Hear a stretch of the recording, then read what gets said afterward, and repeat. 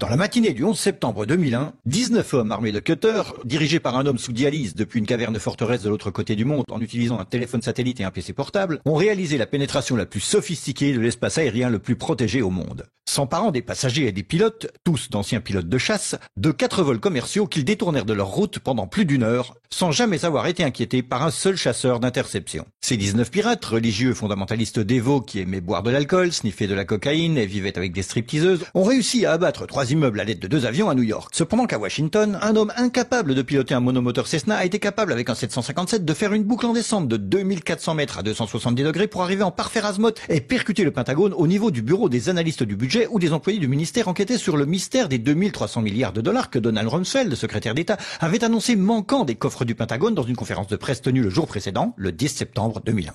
Par chance, les médias ont su qu'il avait fait en quelques minutes. Osama bin Laden.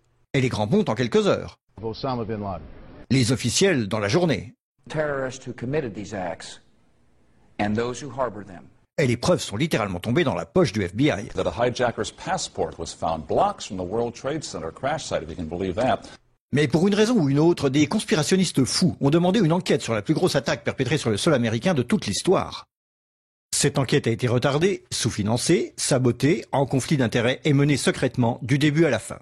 Elle était basée sur des témoignages obtenus sous la torture et dont on a détruit les enregistrements.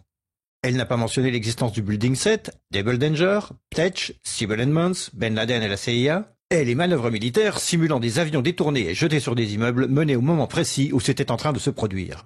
Elle a été trompée par le Pentagone, la CIA, l'administration Bush.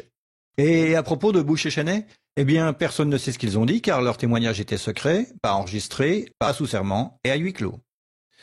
Ce n'était pas important de chercher qui a financé les attaques, car cette question a peu de signification pratique. Cependant, la commission d'enquête du 11 septembre a brillamment répondu à toutes les questions du public, excepté la plupart de celles posées par les familles des victimes, et a pu pointer les fautes des personnes responsables, bien qu'aucune n'ait perdu son boulot, déterminant que ces attaques étaient dues à... failure of imagination. Parce que... Nobody in our government, at least, and I don't think the prior government that could envision flying airplanes into buildings. Excepté le Pentagone, la FIMA, le NORAD et le NRO. La DIA a détruit 2,5 téraoctets de données sur Rebel Danger, mais c'est ok car ce n'était probablement pas important. La SEC a détruit les données sur l'enquête concernant les délits d'initiés avant les attaques.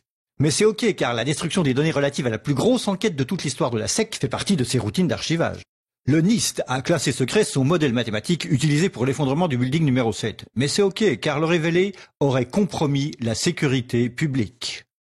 Le FBI a argué que tout ce qui concerne leur enquête sur le 11 septembre doit être tenu secret. Mais c'est normal car le FBI n'a probablement rien à cacher. Cet homme n'a jamais existé et rien qu'il ait dit ne mérite votre attention. Si vous dites le contraire, vous êtes un conspirationniste paranoïde qui mérite d'être mis au banc de l'humanité. Comme lui et elle et lui. Ben Laden a vécu dans une grotte forteresse des montagnes d'Afghanistan, mais il a pu s'échapper.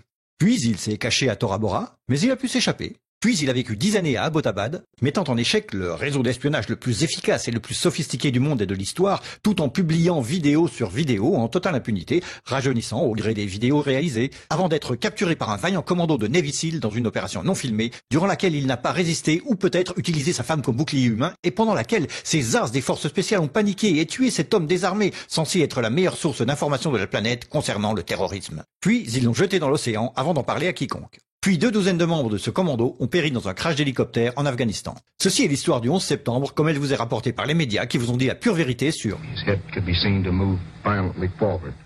Et... They took the babies out of the incubators. Et... Mobile production facilities. Et... The rescue of Jessica Lynch. Si vous avez un doute sur cette histoire, vous êtes une chure de rat, un paranoïaque, un cinglé, vous détestez les chiens et les enfants et vous serez conspué par le monde entier.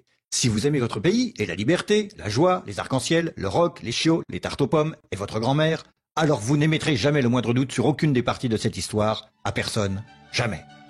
C'était une annonce publique sponsorisée par les amis du FBI, de la CIA, NSA, DIA, SEC, MSM, Maison-Blanche, NIST et de la Commission sur le 11 septembre. Parce que l'ignorance, c'est la force.